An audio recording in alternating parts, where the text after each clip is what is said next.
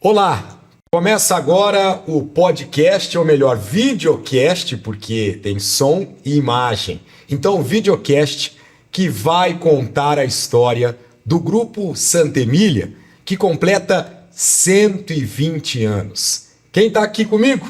Vou apresentar agora. Augusto Cruz, diretor do Grupo Santa Emília. Tudo bem, Augusto? Tudo bem, obrigado Guilherme por essa oportunidade, é um prazer, que celebração, que comemoração, 120 anos. 120 anos. Bom, quem está aqui comigo também é o Rui Flávio, diretor do Grupo Santa Emília. Tudo bem, Rui? Tudo bem, agradeço o convite e estou muito feliz de poder participar desse vídeo podcast. É uma grande satisfação, é isso, podcast, videocast.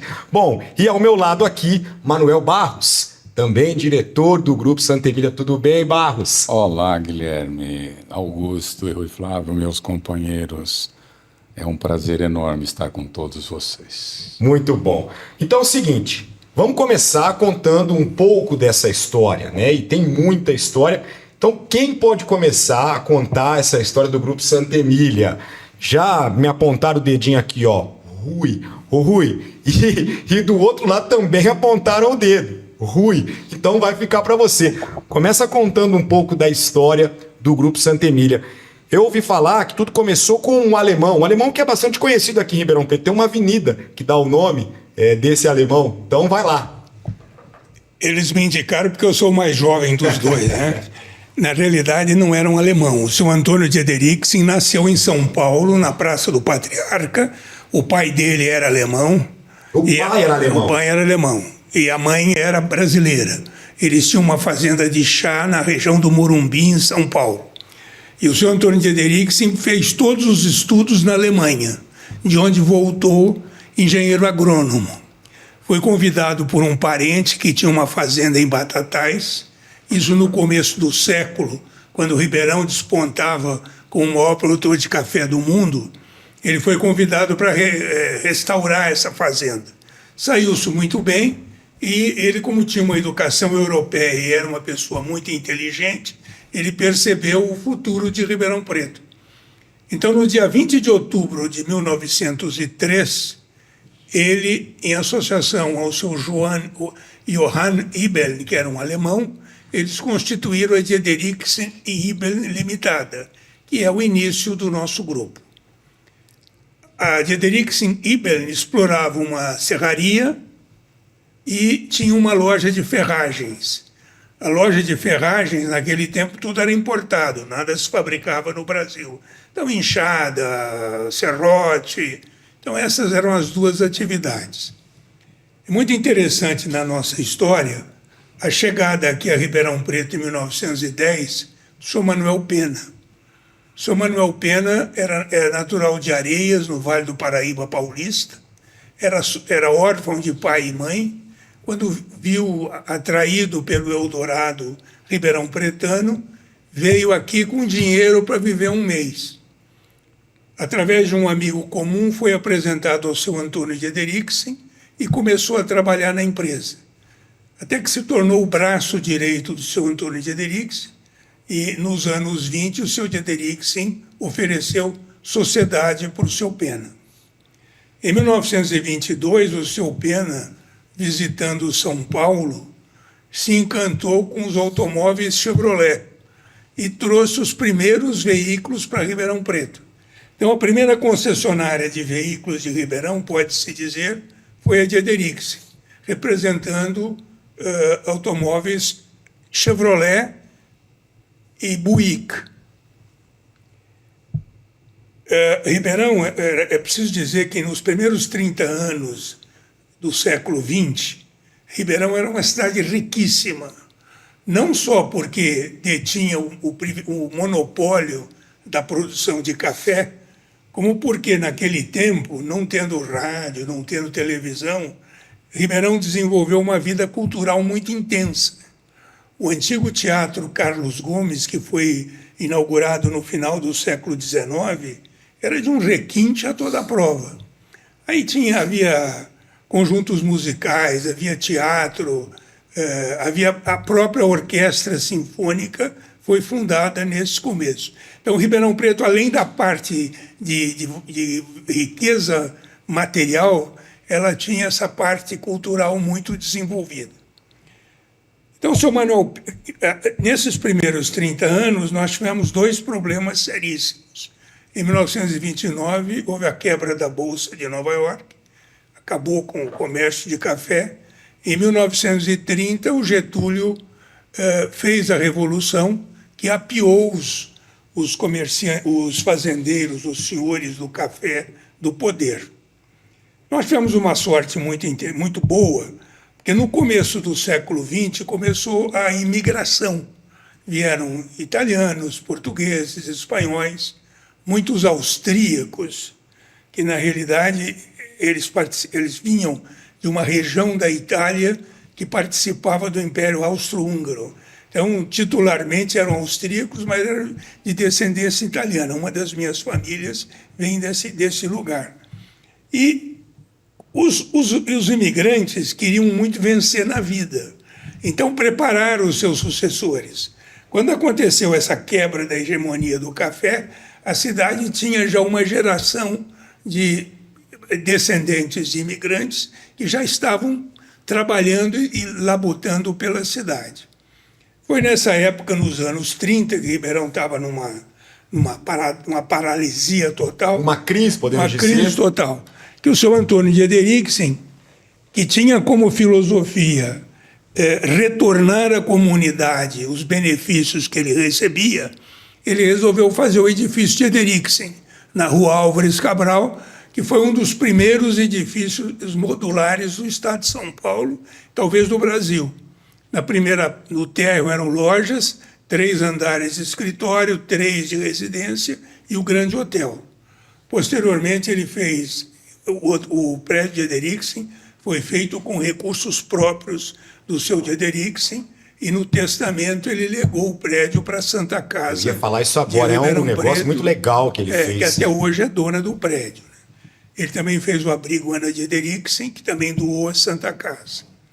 Então é a dupla Manuel Pena e de Ederiksen é que lançou as bases do crescimento da nossa empresa. Então vamos lá, Rui, só para a gente situar. Quem é o Manuel Pena? O Manuel Pena, avô desses 2 que estão aqui. O Manuel Pena é avô do Augusto, do Barros e da minha mulher Cecília. O seu Manuel Pena era uma figura fantástica. Eu não conheci o seu de Ederiksen, mas conheci muito o seu Manuel Pena. Sim. E os 2, eles tinham uma faceta de estimular a comunidade, ajudar os mais necessitados, fazendo isso sem contar para ninguém, né? Então, várias coisas que aconteceram em nossa cidade, como, por exemplo, a Casa do Bosque. Chegou num momento que a prefeitura não tinha mais dinheiro. A empresa bancou durante 5 anos até a prefeitura pagar. Quando a Escola Prática de Agricultura passou a abrigar a Faculdade de Medicina, a de Ederiksen deu um crédito enorme para a USP, etc. E tal. Então, quer dizer, a história do Grupo Santa Emília se mistura muito até com a história de Ribeirão Preto. Exatamente. O pessoal pediu pro Rui não bater na mesa. O Rui tá empolgado aqui com a história para não sair esse som aqui da batida na mesa. Quanta novidade que ele conta, que facilidade de expressão. Então agora eu vou jogar... A escolha do Barros e a minha foi especial. E eu vou jogar para vocês então falarem um pouco, para o Rui depois continuar a história. Nós paramos então em 1929 e 1930. Quando o Rui então contou aí que o Pena visitou São Paulo, né, o Manuel Pena, e trouxe veículos, e aí seria a primeira concessionária Chevrolet. Mas não vendia só carro da Chevrolet, né? No começo aparecia o artesanato automóvel, que ninguém acreditava que ia pegar. Como nós já comentamos, o próprio combustível vinha dos Estados Unidos, ninguém acreditava. Imagine se isso vai substituir o carro de boi, a carruagem, o cavalo. O cavalo a gente sela e já está pronto. O carro não então, essa gasolina. Mas em 23 ele ficou encantado, como o Rui falou, da Chevrolet. Vou fazer uma empresa aqui no Brasil, vou ter estoque, eu vou ter veículos e vai ter uma linha de produção. Então, isso começou a ter os ares de uma concessionária como é hoje, uma revenda de veículos tradicional, com um fornecedor estável, né? Que antes não existia. Existia importações esporádicas e artesanais, né? Bom, então agora eu vou jogar pro Barros, então, para continuar essa história, para a gente depois chegar no Rui, porque o Rui é o que sabe todos os detalhes dessa história. Mas, ô Barros, então, assim, eram vendidos carros de várias marcas, e quando, nós estamos então em 1929, 1930, quando é que entra essa história de só vender carros da Volkswagen? Porque daí chega nesse momento, né? Nós aí já estamos chegando... Já adiantamos muito? Não, é perfeito. O seu exemplo está muito bom, porque coincide com a industrialização brasileira. Então, o Rui Flávio falou do Getúlio Vargas, né? E o Getúlio Vargas, agora nós já vamos para a guerra, a Segunda Guerra Mundial. Depois da Segunda Guerra, o Brasil começou a querer iniciar o seu processo, né? Aí vem combustível, Petrobras, vem toda nova filosofia de industrialização. O Brasil começou a se sair do processo agrícola, que o Brasil era 98%, para não falar, né? E ele falou uma coisa importantíssima. Vieram esses imigrantes que trouxeram o know-how industrial, né? A guerra trouxe austríacos, alemães, pessoas que tinham experiência industrial e trouxeram os italianos, né? O Matarazzo, que foi uma potência e chegou até a ter fábrica aqui em Ribeirão Preto. Diversas famílias que trouxeram essa nova mentalidade. Junto com isso, Juscelino Kubitschek falou: vou industrializar o Brasil, vou interiorizar o Brasil e industrializar. E convidou o Lúcio Meira para ser o artífice dessa... E ele foi lá convidar a Volkswagen para vir para o Brasil, né? E vou trazer uma história que me contaram como verdadeira. Conta. Que o Lúcio Meira descobriu que o presidente da Volkswagen, ou a pessoa que iria nomear que país queria a fábrica da Volkswagen, e sentou do lado dele no avião. E o Lúcio Meira falou: senhor vai para Buenos Aires? Não vai parar lá na Argentina, não, porque a Argentina era muito mais poderosa do que o Brasil na época, tinha muito mais visibilidade mundial. Vem aqui, vamos parar no Rio de Janeiro e São Paulo. Está vendo aquela casa ali? Vou te mostrar o imposto de renda desse cara aqui, ó. O imposto de renda dele aqui é de um pobre, né? Mas é o dono daquela casa, daquele prédio, daquela indústria. Ó, esse aqui é a mesma coisa, né? Nossa, quer dizer que o Brasil tem um PIB escondido? Sim, o Brasil tem um PIB escondido. E daí o Lúcio Meira conseguiu trazer a Volkswagen para o Brasil. Entendi. Aí a Volkswagen descobriu que o Brasil tinha mais do que São Paulo, tinha mais força nessa imensidão que é o Brasil. Então, foi nomear concessionários em diversas cidades. E foi achando essas pessoas que poderiam ser... Aí sim, já iam montar uma indústria, uma linha de montagem totalmente dentro de um padrão mundial da época. Nós estamos nos anos 50, 60. Aí acharam Ribeirão Preto, grupo de Ederiksen. E aí o Rui pode agora dar mais detalhes. Então para a gente voltar um pouquinho, Rui, então até chegar lá já para ser uma concessionária Volkswagen, o Manuel Pena e o Dideriksen estavam juntos ainda? Como é que foi essa transição? Então, o seu Antônio Dideriksen faleceu em 1956. Ele tinha em torno de 80 anos, né? E antes de de falecer, o senhor Antônio de Deriksen chamou o senhor Manuel Pena e disse: olha, eu quero vender para você a minha participação na empresa. Ele tinha uma quantidade enorme de dinheiro dentro da empresa que deixou para os familiares e vendeu a empresa para o senhor Manuel Pena.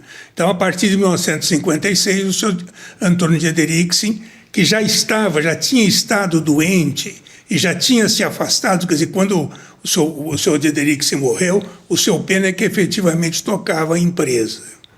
Em 1964, como o Barros falou, a Volkswagen teve interesse em que a gente fosse concessionária. E a Companhia Comércio e Indústria Antônio de Deriksen, que era a única empresa da época, foi nomeada concessionária Volkswagen, com a obrigação de, em um ano, estabelecer uma empresa separada, e foi criada a Santa Emília, cujo nome, conforme o Augusto comentou... Mas ele comentou antes da gente entrar no ar. Daqui a pouco ele vai explicar o motivo do nome. Ele conta direitinho essa história. Certo. Então, em 1965, surgiu a Santa Emília.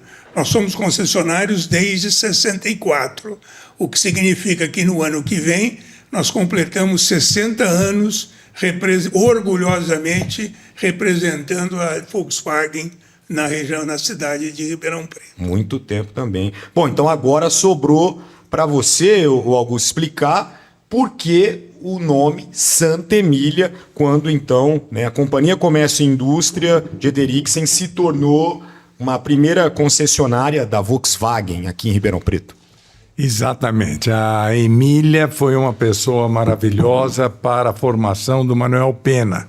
A Emília era uma professora e ela sempre fez com que o Manuel Pena tivesse esse conceito de empreendedorismo, de inovação, de ideias para frente, de trazer coisas diferentes para o comércio e ter facilidade de negociação e ser um bom vendedor. E o Manuel Pena abraçou toda essa orientação da mãe e foi muito grato a vida inteira com ele. Veio para cá, ajudou irmãos a crescerem, a estudarem, a formarem médico, farmacêutico, enfim, ele cuidou da família. E o Manuel Pena também teve esse tino comercial de pegar a Volkswagen, que estava com a pujança de aproveitar Ribeirão Preto e crescer com a Santa Emília. E a Santa Emília foi fundada nessa época.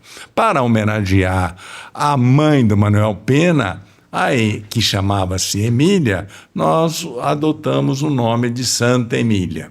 Então, aí é a origem da... A Emília, na época, já tinha falecido, né? Mas foi uma pessoa muito importante para a formação do Manuel Pena e para nós, né? Que bonita homenagem, né? Dá o nome, né, do negócio da mãe, né? E até hoje nós reverenciamos a nossa querida Emília e temos todo um carinho especial para ela. Só complementando o quesito família. Existem Emílias. O Rui tem uma neta, tem Fraia isso. Emília. Que legal. E a outra irmã que não foi citada aqui, que também é nossa irmã, também tem uma neta. O nome de Emília. Uma é dinamarquesa e a outra é inglesa. Que legal. Então a família continua com algumas Emílias por aí. Então vamos lá. Como foram esses primeiros anos com a Volkswagen? Quem vai embarcar nessa? A gente continuar essa história. É o doutor Rui. Eu nem estava aqui, eu estava em outros lugares. E depois eu quero fora. Quero saber assim como cada um foi entrando fora. Nessa, porque o Manuel Pena era o avô. Então depois como vocês foram entrando aí no grupo? O Rui que está desde o zero. Então, eu particularmente tive uma dificuldade inicial grande, porque eu nunca pensei que eu fosse ser empresário.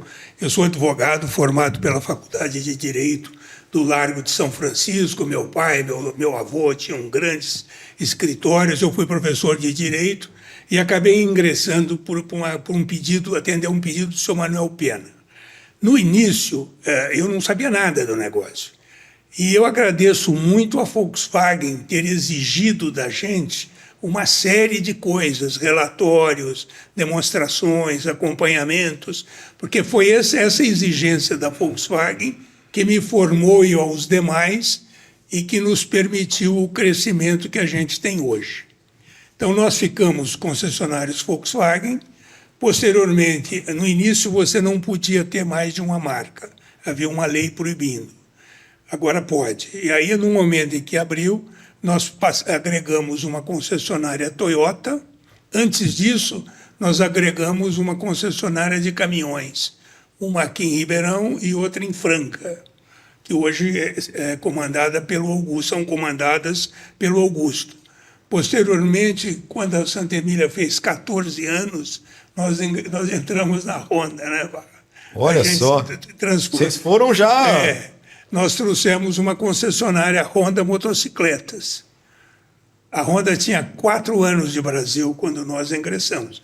Nós estamos há mais de 40 anos representando... Vocês foram buscando vários parceiros. Vários parceiros. Aí entramos na Toyota e, posteriormente, entramos na Renault.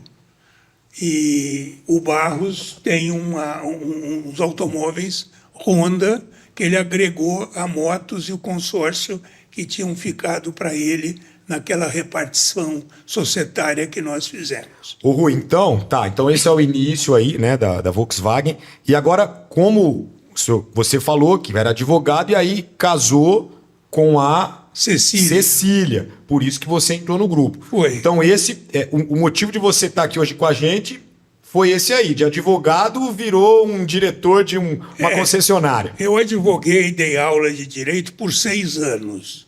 Aí, quando foi feita a fundação da Santa Emília, eu fiz a ata manuscrita junto com um outro grande companheiro nosso, que é o Antônio de Padua Loboski.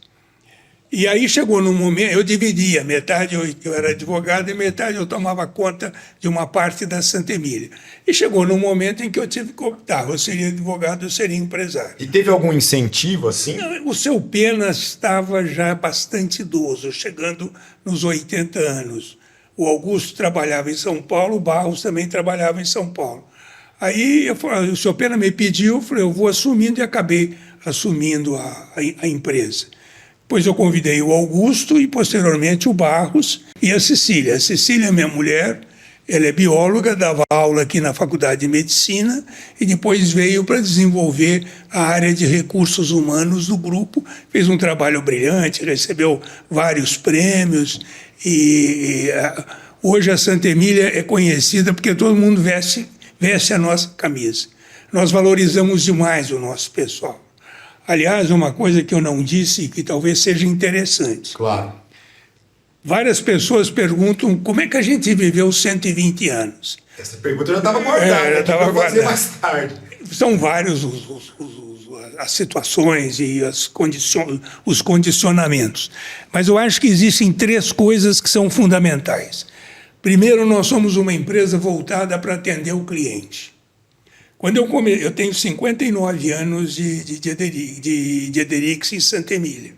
Quando eu comecei a trabalhar, em todas as nossas lojas, havia uns cartazetes dizendo assim, o cliente é o nosso patrão, é ele quem paga o nosso salário no final do mês. Isso numa época em que não se falava atendimento, bom atendimento, coisa nenhuma. Então, essa filosofia... E quando a gente fala em tratar bem o cliente, não é só cumprimentar, dar cafezinho, etc. É resolver a dor do cliente. Ele quer que o problema seja resolvido, né? Resolvido. Então, nós temos que resolver o problema. E uma outra coisa, se a gente errar, nós temos que corrigir. Não adianta falar, não foi bem assim, não, vamos corrigir. Então, essa é a primeira grande resposta. A segunda, eu sempre digo que a Santa Emília, as empresas nossas não existem. São um papel registrado na junta comercial. Então, as nossas empresas são as pessoas que nelas trabalham. Se não fôssemos nós 3 e os quase 1000 funcionários que nós temos fossem outros, a empresa seria outra. Então, você precisa desenvolver a equipe, não só pessoalmente, como profissionalmente e como cidadãos. A Cecília, minha mulher, né, irmã do Augusto e do Barros, fez um programa intenso de bolsas de estudo. Para você ter uma ideia, os nossos gestores todos são pós-graduados, na GV, na USP, E a gente estimula muito esse desenvolvimento. Era até uma regra para entrar na empresa, né? Você, para atingir o nível gerencial, você precisa estar aí. E a terceira resposta é que nós sempre procuramos nos antecipar às necessidades do cliente. Várias atitudes nós já tomamos. O Barros, por exemplo, quando veio trabalhar conosco, ele assumiu a área de processamento de dados. Nós compramos $100 mil, custou um computador do tamanho dessa sala, que é 1/8 do meu telefone celular, mas enfim. E na pandemia isso ficou muito claro, porque a gente já vinha investindo em meios digitais antes da pandemia. Quando veio a pandemia, a gente ficou 5 meses fechado, só funcionava a oficina. Que época difícil, hein? A gente conseguiu vendendo, a gente conseguiu, quer dizer, por quê? Porque nós temos centrais de atendimento, nós temos gerenciamento de leads, nós temos robôs que gerenciam os nossos contatos. Então, essas 3 coisas, está voltada para o cliente, desenvolver a equipe e se antecipar às necessidades do cliente, são as 3 diretrizes que continuam, independentemente de nós termos separados. Daqui a pouco nós vamos falar sobre isso, sobre essa divisão. Mas então, para a gente já chegar um pouco mais para frente, como o Augusto e como o Manuel foram parar no grupo, assim, claro, vocês estavam ali na família, mas como é que foi o início de vocês? Primeiro veio o Augusto. Vai, Augusto. Pois é, nós vivemos na família já desde criança, com tenra idade, a gente frequentava a empresa com muito orgulho, com muita dedicação, com muito respeito para os dirigentes e para os clientes. E nós já vínhamos pensando em trabalhar em administração, estudar um negócio. E eu fui para São Paulo com esse intuito. Então, além de frequentar a empresa, verificar como meu avô tratava as pessoas, não só os funcionários, os colaboradores, como os fornecedores e também os próprios clientes, a gente vai aprendendo a trabalhar dessa maneira, né? E nós tivemos o estudo em São Paulo, mas com o objetivo de um dia voltar. E assim nós fizemos a faculdade e pensei e voltei quando foi uma oportunidade que surgiu na minha vida. Eu tinha acabado de casar e resolvi firmar pé aqui em Ribeirão Preto, que foi muito prazeroso para mim. Foi uma decisão maravilhosa, em 74. Apesar de eu estar sempre nas férias, fazendo estágio na empresa, trabalhando com meu pai trabalhou muitos anos também na empresa, depois de ter aposentado, e então foi uma escola para mim. Ver meu avô, ver meu pai, ver todos os dirigentes da empresa, sempre com muito respeito ao cliente, e a inovação. É uma das formas, é uma das ferramentas que nós crescemos muito. A inovação é um ponto de realce na nossa história.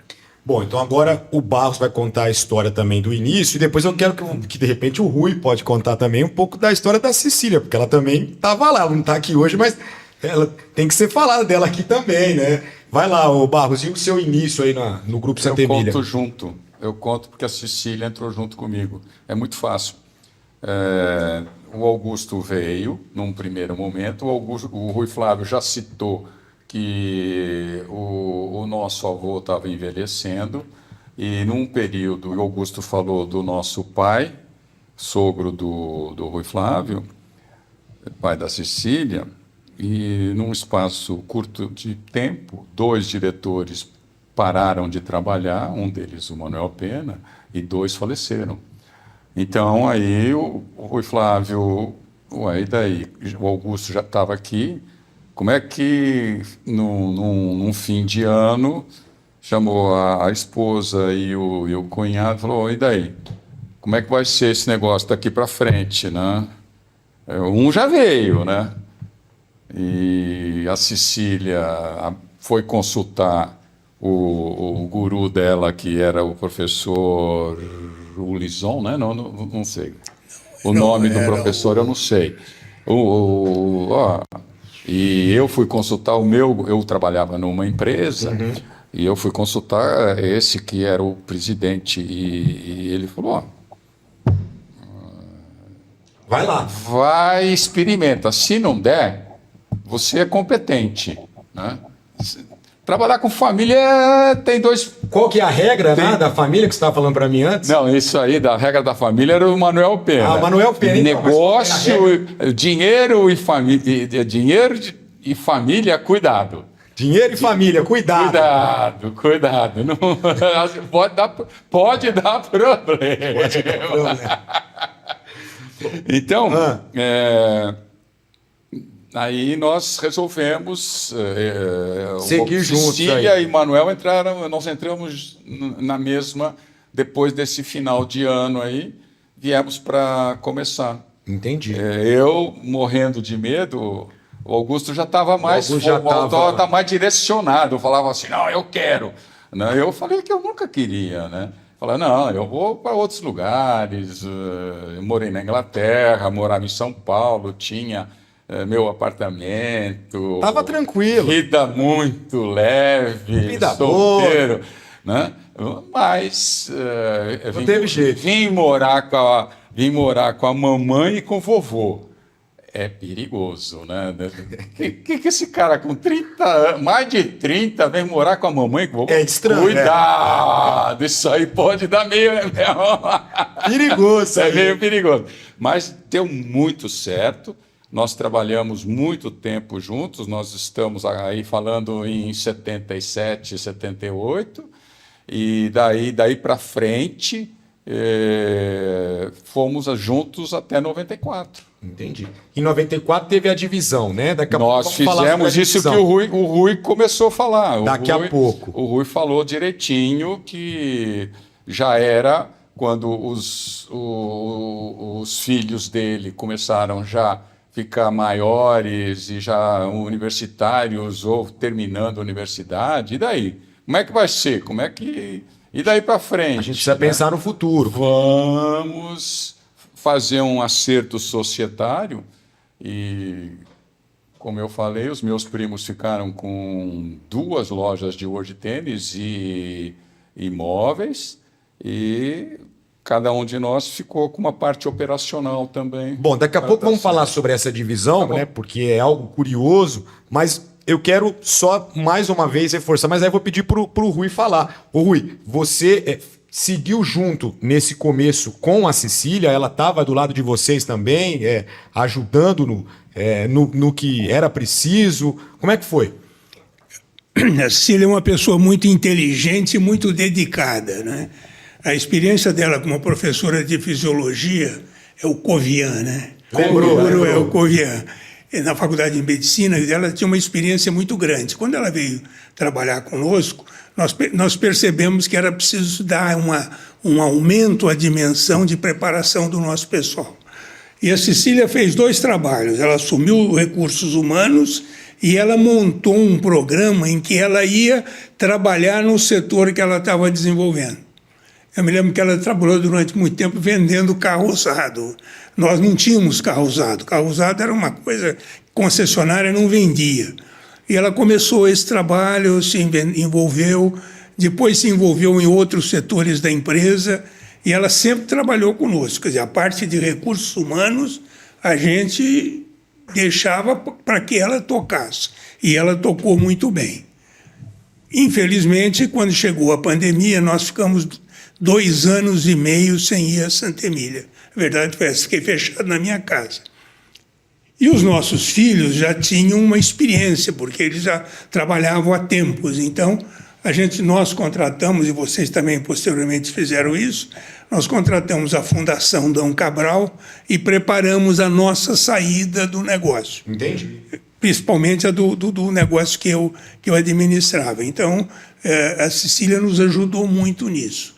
Ela foi fundamental para o desenvolvimento da nossa equipe. Então valeu a pena eu insistir aqui para vocês falarem. Não só nós reconhecemos isso, como o nosso pessoal reconhece. Que Que bacana. Então valeu a pena a insistência nessa Valeu. pergunta. Rui, então assim, para a gente chegar, Rui, Augusto, Manuel, para a gente chegar lá em 94, quando teve a divisão, um pouquinho antes aí, tem algo interessante que a gente pode falar? Eu prefiro que você use o termo reestruturação. Reestruturação. Divisão. Divisão, não. É uma palavra. Então vamos trocar essa ela palavra. é muito rigorosa. Tá, então vamos mudar isso aí. Houve uma reestruturação. Reestruturação. Tá, então antes dessa reestruturação, tem algo interessante para a gente contar aqui, para deixar registrado, já que o objetivo é contar a história aí com detalhes desses 120 anos. Eu quero contar uma historinha. Nós tínhamos a Comércio Indústria Antônio de Ederiksen, teve uma outra atividade também.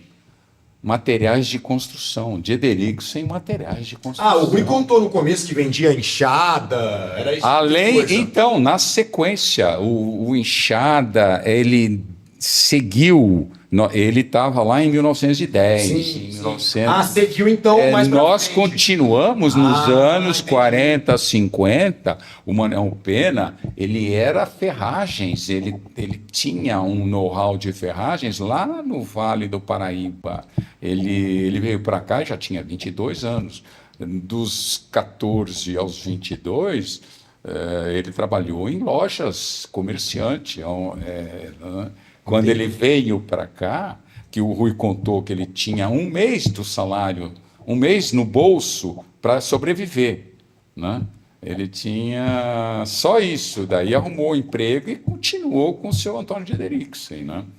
Mas era um xodó dele, materiais de construção.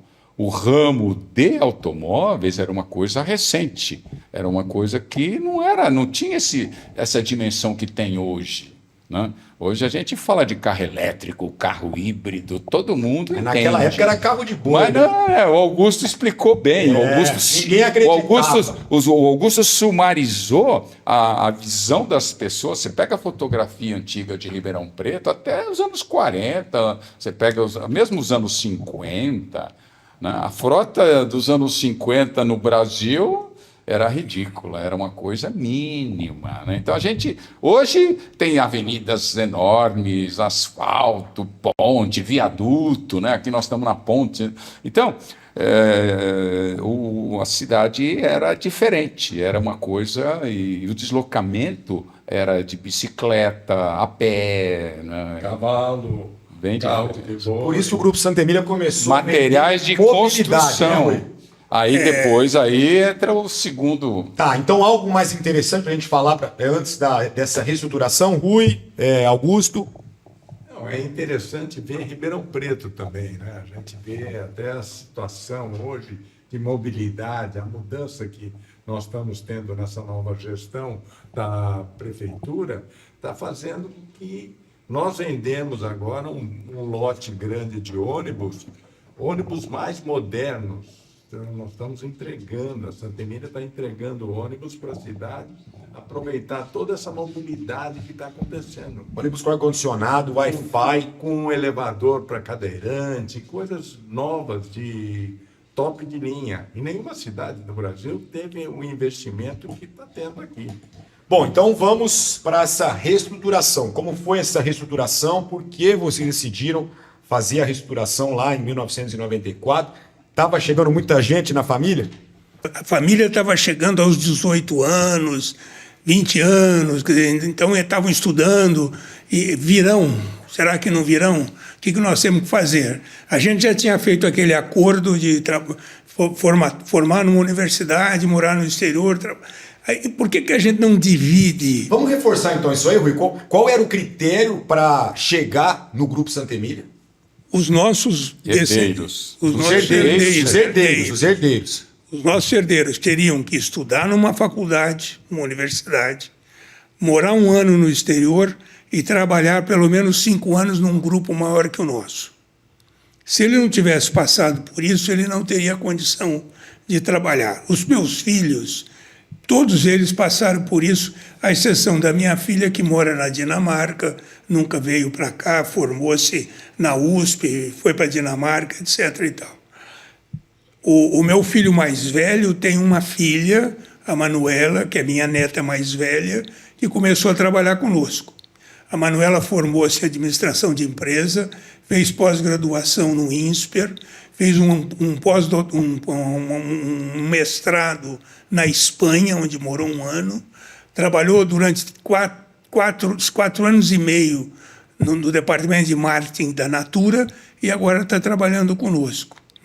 Então, a gente seguiu essa exigência.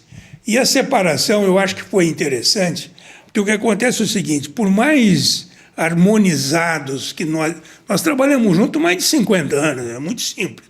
Agora, eu trabalhar com um sobrinho, eles trabalharem com um sobrinho... Começa a ficar mais difícil. Pode ficar mais difícil. Pode ficar então, mais difícil. Para evitar que isso aconteça, vamos separar. Foi esse o espírito. E aí como foi essa reestruturação, essa separação? Como eu falei, nós fizemos um papelzinho, cada um colocou o valor. Primeiro a gente imaginou que devia ser dividido por empresa. Não vamos ficar 2 com uma empresa, porque continuaria a mesma coisa.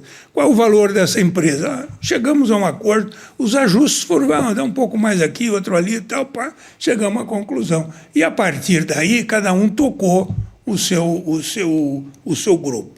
Hoje, como está? Então, agora a situação atual aí do Grupo Santa Emília. Automóveis, está comigo, minha família, os meus filhos. Motos, consórcio e automóveis Honda está com o Barros. Como ele falou, ele vendeu a atividade de motos para nós, então nós estamos acrescendo a atividade de motos no nosso grupo. E o Augusto ficou com caminhões e ônibus, aqui em Ribeirão Preto e em Franca. Rui, a principal marca da Santa Emília é a qualidade? Esse respeito com o cliente? É a qualidade, mas entendida num sentido amplo. Ser rápido no atendimento, resolver o problema do cliente, trabalhar. Se ele não estiver sabendo muito bem o que ele quer, nós vamos ter que ajudá-lo. Por isso que nós falamos que nós estamos investindo na mobilidade. Se ele quiser comprar um carro, nós vendemos. Se ele quiser comprar um carro usado, nós vendemos. Nós vendemos licenciamento, seguro. Alugar, por exemplo. Alugar é uma novidade, né? Pois é. O meu filho mais velho, Luiz Eduardo, introduziu a assinatura.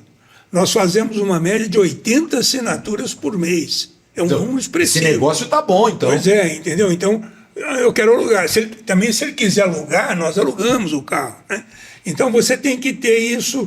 Nós temos pontos de carregamento de carro elétrico na Santa Emília. Ou seja, você tem que...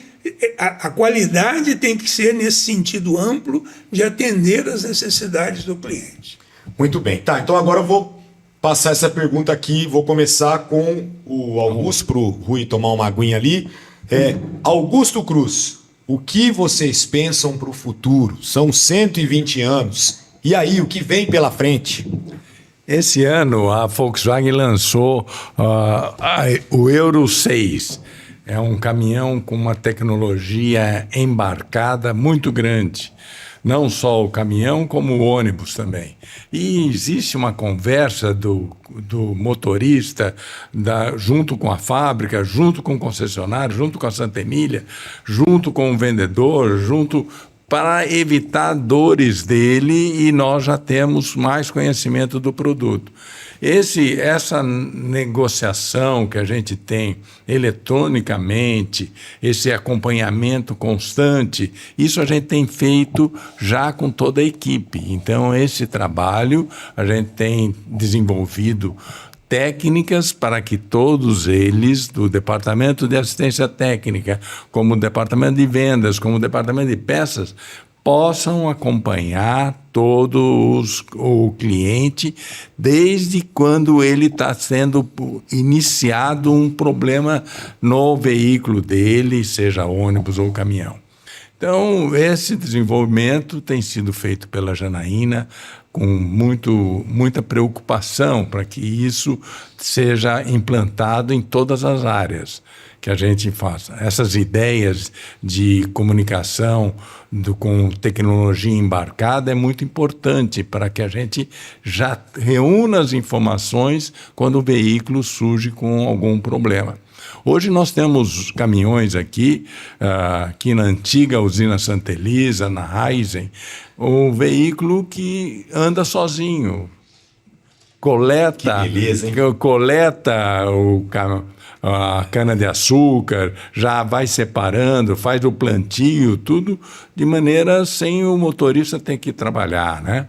E as formas de comercialização também são muito ricas.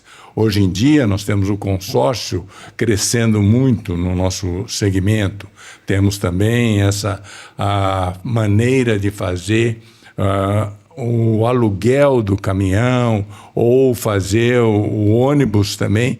Tem um processo muito interativo junto com os passageiros de ônibus, né? E esses recursos que os ônibus estão tendo agora aqui é uma diferença fenomenal entre os ônibus antes e os ônibus que nós entregamos agora. Nós entregamos 76 ônibus para Ribeirão Preto. Legal. Manuel Barros, e aí? O que pensar para o futuro, o que vem aí? Estaremos aqui daqui uns 10 anos para falar dos 130 anos. Você acha que eu chego lá? Como a gente estava conversando antes? O Grupo Santa Emília vai chegar. Você chega, eu também chegarei como convidado, porque eu falei, e não sei se participou da gravação aqui, a parte de motocicleta, os meus sobrinhos vão assumir, eu vendi para eles. E a parte de automóveis eu vendi para um terceiro. Entendi. Eu ainda não posso. Não pode revelar. Então você meio que está. Pois é, mas o Barros deixa de ser acionista, mas não sai do Grupo Santa Emília. Importante. Nós precisamos Então da você vai experiência continuar no Grupo Santa Emília. Você não vai sair do Grupo Santa Emília. Não. Palavras do Rui e palavras do Ele não. Não, isso aí não vai acontecer. Você vai estar sempre junto, claro. Isso aí não vai acontecer nunca. Mas já que nós também contamos historinhas, e nós falamos de duas pessoas fantásticas, que foi o Antônio de Deriksen e o Manuel Pena, eu vou te contar uma historinha que aconteceu comigo. Conta. E Tô aqui. O Manuel Pena, seu avô, quando completou 80 anos, eu estou com 77. O Rui já chegou nos 80. Vocês estão bem, rapaz. Vou contar, vocês estão bem demais. Então, olha, eu estou aqui tentando absorver tudo para eu chegar lá. Vocês estão bem demais. Guilherme, então, o Manuel Pena, com 80 anos, me convidou. Na época eu tinha 10. Meu avô era 70 anos mais velho do que eu. Ele me levou para comemorar, ele fez uma missa de ação de graças em Aparecida do Norte. Depois que acabou a missa, por isso que eu pus a mão aqui em cima de você. Pode eu continuar. Vou permitir que claro. continuar.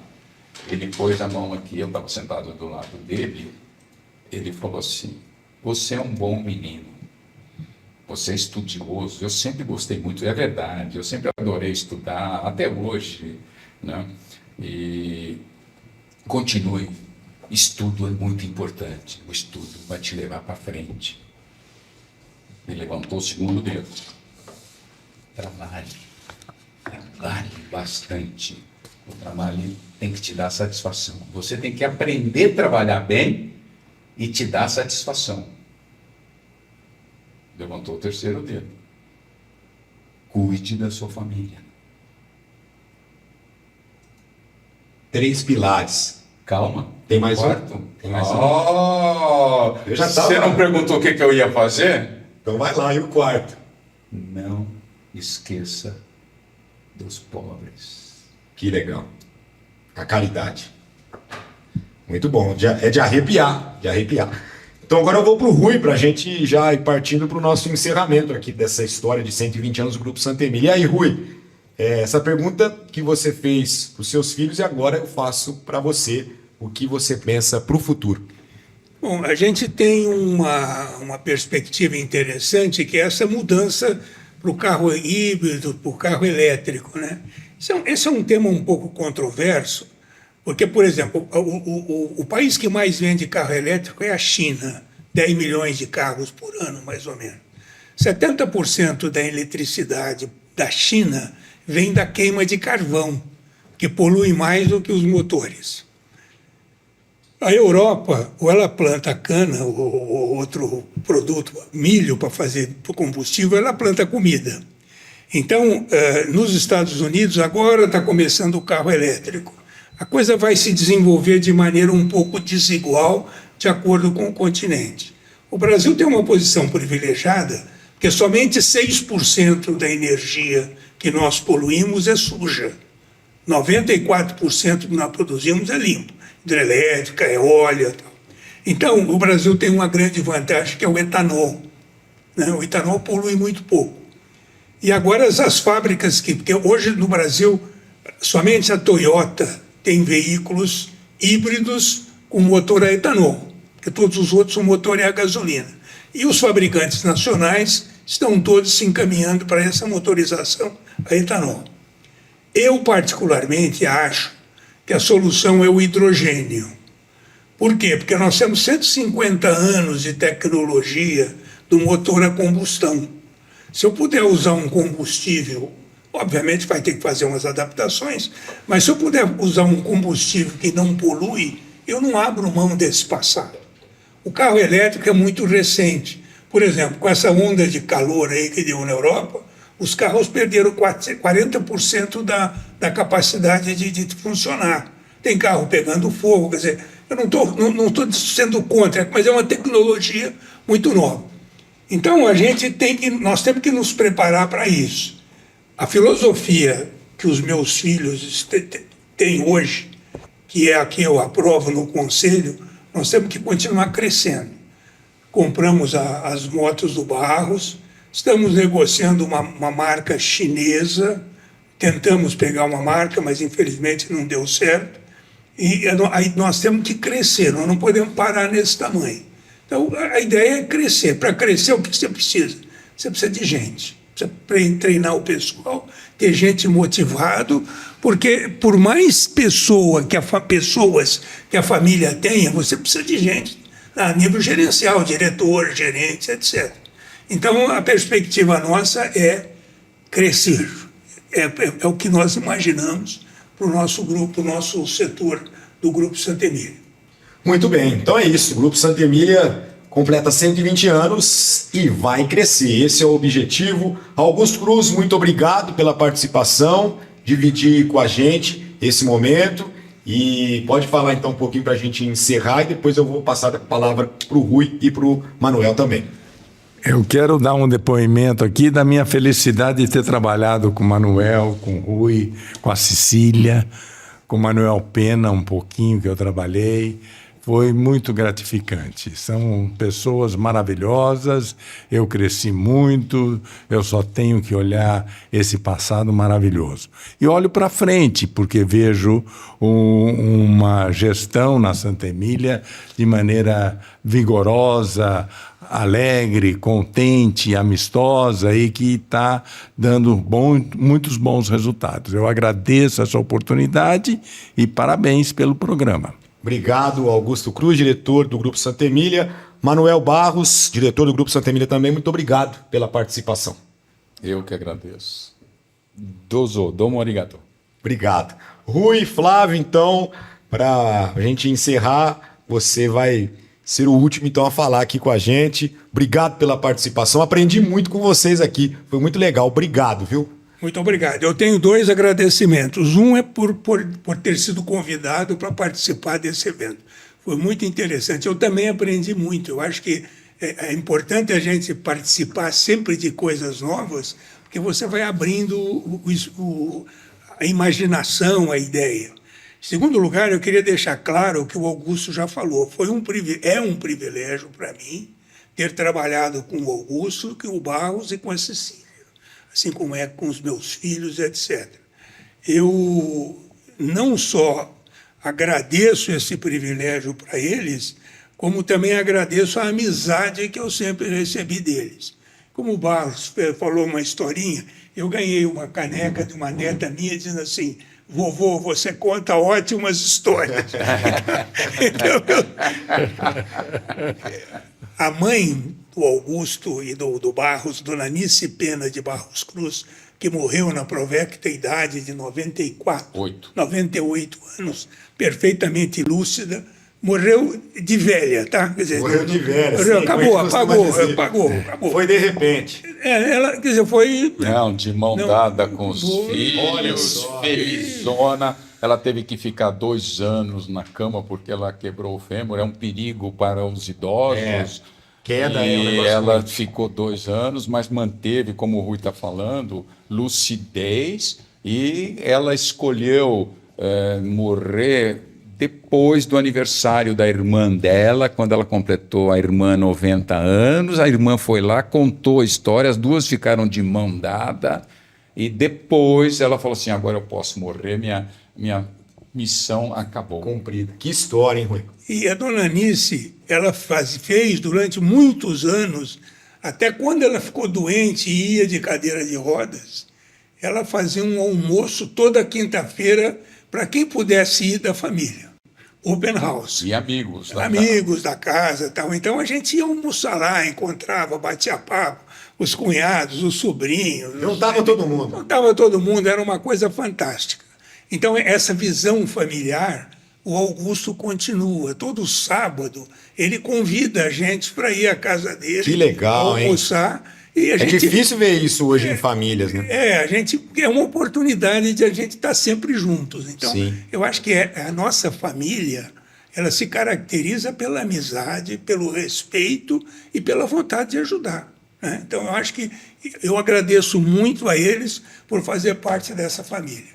E eu agradeço vocês, então, né? Estamos chegando ao fim do primeiro episódio, né, do videocast do Grupo Santa Emília. Vem mais por aí. Hoje foi só história, né? A gente contou a história do grupo com o Augusto Cruz, Rui Flávio, Manuel Barros, e vem mais por aí. Vamos trazer, né, todos os integrantes da família, pelo menos alguns, para ajudar a gente a continuar contando a história da Santa Emília, as novidades, o que está tendo agora, né, de inovação, o que vem por aí. Vamos primeiro com a velha guarda, depois vamos agora com quem está chegando aí, está trabalhando bastante com boas ideias. É isso.